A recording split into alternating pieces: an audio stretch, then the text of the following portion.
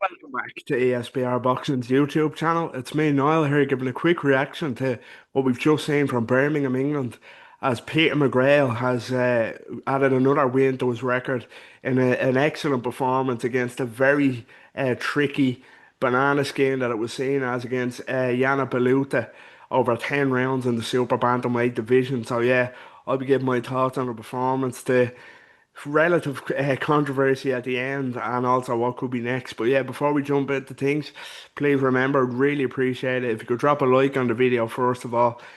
Subscribe to our YouTube channel if you're not doing so already, and follow us on all social media. There's always great content on a regular basis to keep track of. So yeah, like, subscribe, follow, all that good stuff.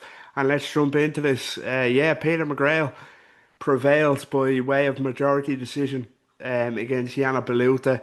Caused a short notice fight after the withdrawal of Shabazz Masood. And they don't come much trickier short notice fights than Yana Baluta. You know, we've seen what he's done to British fighters before as an underdog. Very tricky, even in defeats. You know, he gives fighters all they can handle. So, yeah, it was a really convincing, excellent performance from Peter McGrail. Set a red hot tempo from the start of this fight. You know, took the center of the ring, pushed Beluta back. You know, volume punching was really commendable. You know, maybe the only weakness of tonight's performance was he might have started a bit too eager.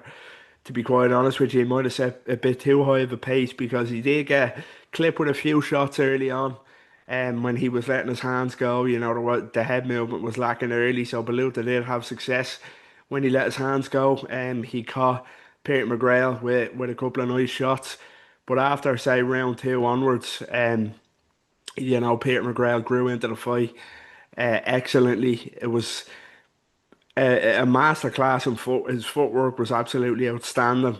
And his hand speed, you know, constantly making Beluta work, constantly backing him up, constantly making him think, you know, making him kind of react to feints. And yeah, Beluta, whenever he did let his hands go after that, and Peter McGrail caught him with three or four beautiful combination counters, and then use the excellent footwork to kind of get back out of there and take the center of the ring again. And yeah, Beluta just could not live with the speed.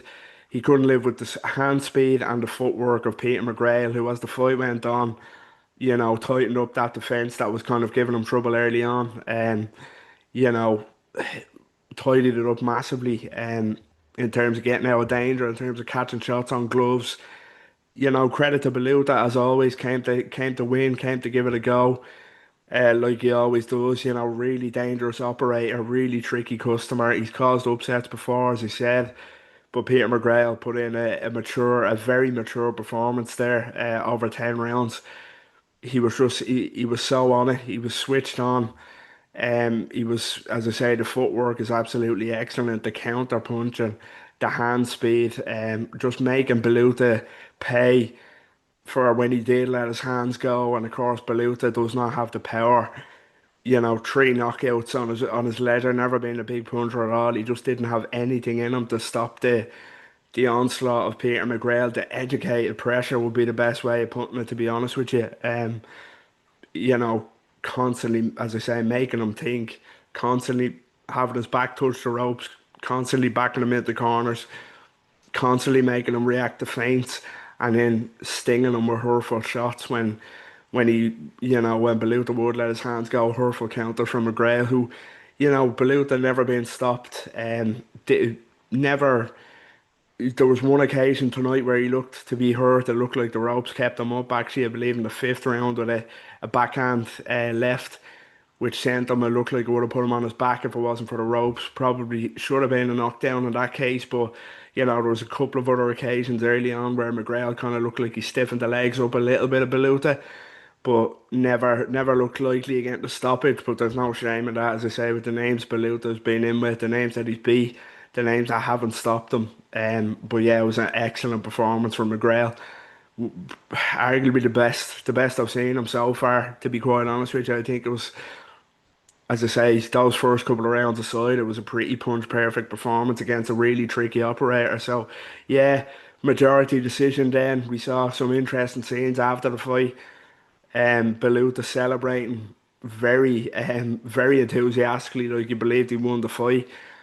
Crazy. There's no chance he won it. And then, of course, the scorecard gets read, and it's the British judge that has a 95-95, which is a joke of a scorecard, to be quite honest with you. Credit to BALUTA's effort, but it wasn't a draw. And it wasn't, the commentator saying it wasn't even a 97-93 fight that the other two judges had it, which, you could make a case it was wider than that as well, 98-92 maybe. But yeah, the 95-95 scorecard was a joke, but thankfully it didn't impact the result in the end, and Baluta's celebrations were in vain.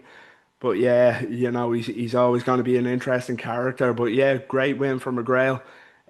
Really got the job done against what could have been a massive banana skin.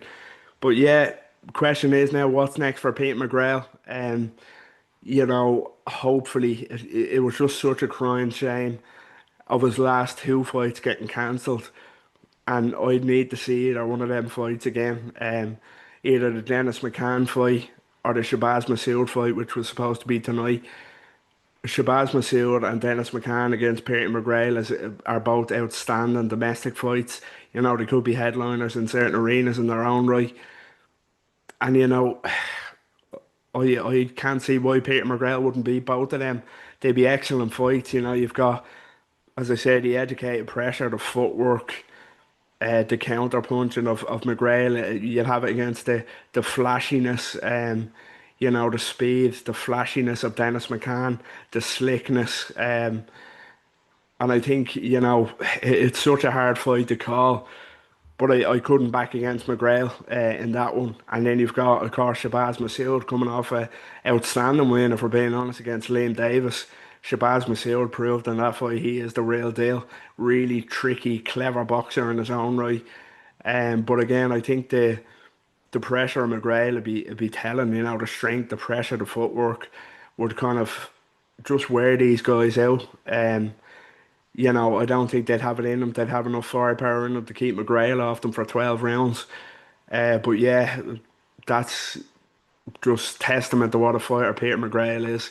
You know, you catch a lot of flack for these comparisons, but there's a reason he's been compared to Vasily Lomachenko in the past with the movement, the angles, the footwork, the shot variety. And he's just fantastic. He really is. And, the wins, he's had some really solid wins since he kind of got iced, as we saw by Jericho O'Quinn in that, once in a lifetime shot from O'Quinn.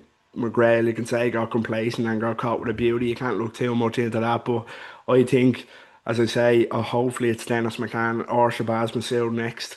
Either of them, I would be delighted with. They're such fascinating fights, such big tests for Peter McGrail, but tests that he's more than capable of passing. And then who knows after that? World titles definitely aren't out of reach for Pete McGrail. Of course, you've got Naoya Inoue, the king of super bantamweight, might not be there for too much longer. And then those belts could become fragmented, broken up. And who's to say Pete McGrail, if he was to fight for one of those vacant belts, couldn't get his hands on it because he's a supreme talent. So yeah, I cannot wait to see what's next for Pete McGrail. After that performance, that was just my quick reaction to his majority decision win over the very tricky Romanian Yana Baluta over 10 rounds in Birmingham. So yeah, let us know what you think in the comments. What did you make of that McGrail performance? How impressed were you? What did you have? What scorecards did you have? Did you agree with any of them judges? Did you have it closer than a lot of people did, or wider? Let us know what you think. And of course, what's next for Pete McGrail? How far can he go? Can he beat his domestic rivals, and can he get his hands on a world title eventually? Who knows? Get involved down below as always. We'd really appreciate it. Down in the comment section, let us know what you think. And of course, as I said at the start of the video, if you're not doing so already, well, we really appreciate it. First of all, if you could drop a like on the video, subscribe to the channel if you're not doing so already. It only takes 2 seconds. Follow us on all social media channels at ESBR Boxing. There's always great content on a regular basis. Live interviews, reviews, previews, breakdowns, all that good stuff. So yeah, like, share, subscribe, and until next time, take care.